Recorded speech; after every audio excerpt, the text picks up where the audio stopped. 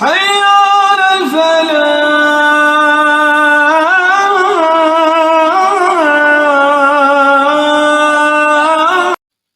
بسم اللہ الرحمن الرحیم، الحمدللہ رب العالمین والصلاة والسلام علی سید الانبیاء والمرسلین بعدہ۔ السلام علیکم، میں ہوں محمد محبوب عالم اور آپ دیکھ رہے ہیں میرا یوٹیوب چینل عالم سپیکس۔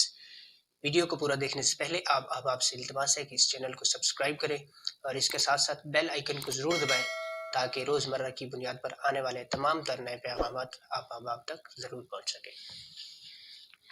آج کے اس مختصر پروگرام کا آغاز کرتے ہیں معاشرہ کی ڈیفینیشن سے۔ معاشرہ کسے کہتے ہیں؟ افراد کا ایسا گروہ جو اس اصول پر آپس میں رہائش پذیر ہو کہ تمام کے مفادات مشترک ہوں، یا یوں کہہ لیں کہ ضروریات زندگی کو مد نظر رکھتے ہوئے ایک دوسرے کے ساتھ تعلق قائم رکھنا، ایک دوسرے کے ساتھ روابط قائم رکھنا معاشرہ کہلاتا ہے۔ لیکن بدقسمتی سے آج کے اس پرفتن دور میں ہم جس معاشرہ میں زندگی گزار رہے ہیں وہ معاشرہ جھوٹ، حسد، کینہ اور بغض جیسی لا علاج بیماریوں کا شکار ہو چکا ہے۔ اللہ ماشاءاللہ آپ کو کوئی ایک ایسا شخص ملے جو اللہ تبارک و تعالیٰ کی خوشنودی کے لیے، للہیت کے لیے معاشرے میں زندگی گزار رہا ہو، ورنہ اکثر آپ کا سامنا ایسے لوگوں سے ہوگا کہ اگر ان کی نظر سے آپ کی کوئی خوبی گزر جائے تو وہ کما حقہ کوشش کرتے ہیں آپ کی اس خوبی کو چھپانے کی۔ یہاں پہ علامہ امیر المجاہدین، میرے پاس اتنے الفاظ نہیں ہیں اور نہ ہی میرے علم کی اتنی وسعت ہے کہ میں ان کی شان شان ان کی خدمت میں القابات پیش کر سکوں۔ امیر المجاہدین علامہ حافظ خادم حسین رضوی رحمۃ اللہ تعالیٰ علیہ کی بات یہاں پہ یاد آتی ہے۔ وہ فرمایا کرتے تھے کہ معاشرہ میں جو اثر و رسوخ والے جو لوگ ہیں وہ حق کو ناحق بنا کر لوگوں کے سامنے پیش کرتے ہیں تاکہ ان کا اپنا جو حق ہے وہ لوگوں کے سامنے نمایاں ہو کر ظاہر ہو۔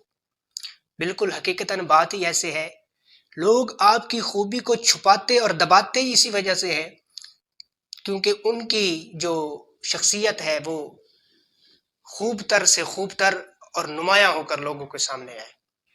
اور اس کے ساتھ ساتھ معاشرہ میں ایسے لوگ بھی پائے جاتے ہیں کہ اگر آپ کا کوئی عیب اگر ان کے ہاتھ لگ جائے تو وہ اس کا ڈھنڈورا پیٹنے میں اپنا ثانی نہیں رکھتے۔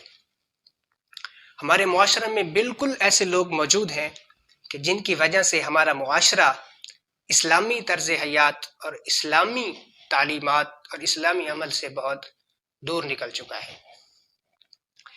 اسلام نے جہاں پہ ہمیں اللہ رب العزت کی حقانیت اور اللہ تبارک و تعالیٰ کی وحدانیت سے روشناس کروایا ہے، بالکل وہیں پہ اسلام نے ہمیں معاشرہ میں ایک مسلم اور باقاعدہ طرز حیات گزارنے کا عمل بھی بتایا ہے۔ سورہ حجرات میں اللہ تبارک و تعالیٰ نے مختلف مقامات پر ارشاد فرمایا۔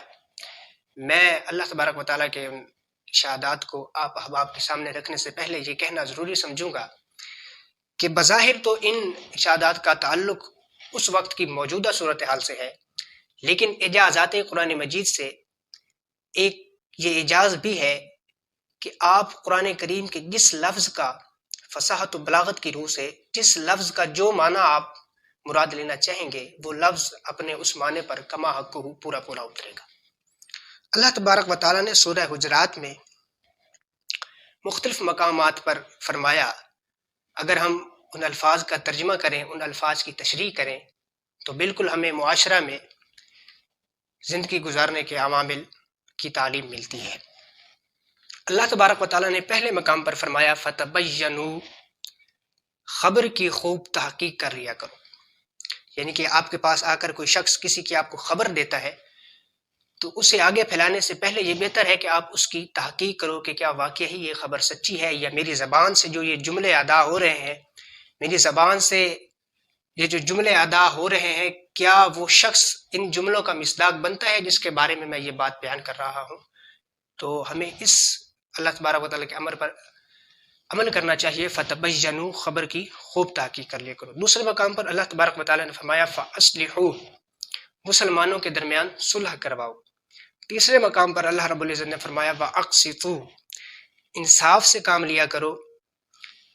آج کے ہمارے اس معاشرہ میں اگر کسی کے پاس یہ اختیار ہے کہ وہ انصاف کر سکتا ہے لوگوں میں، تو اسے انصاف کرنے میں اپنا ہی خسارہ نظر آتا ہے، جس کی وجہ سے وہ لوگوں میں انصاف کرنے سے قاصر رہتا ہے۔ تو اللہ تبارک و تعالیٰ فرماتے ہیں وَأَقْسِطُوا، انصاف سے کام لیا کرو، نہ کہ نا انصافی سے۔ چوتھے مقام پر اللہ رب العزت نے فرمایا لا یسخر، ایک دوسرے کا مذاق نہ اڑاؤ۔ لیکن ہم کیا کرتے ہیں، ہمارے معاشرہ میں ہمارے معاشرے نے ایک وتیرہ بنایا ہوا ہے کہ کسی دوسرے شخص پر جملے کس کر اور کہکوں کی داد لینا ہم باعث تسکین سمجھتے ہیں۔ ایسا بالکل نہیں کرنا چاہیے، اسلام ہمیں ایسی چیزوں کا درس نہیں دیتا، بلکہ اسلام یہ درس دیتا ہے کہ لا یسخر، ایک دوسرے کا مذاق نہ اڑاؤ۔ پانچویں مقام پر اللہ تبارک و تعالیٰ نے ارشاد فرمایا لا یغتب، غیبت نہ کرو۔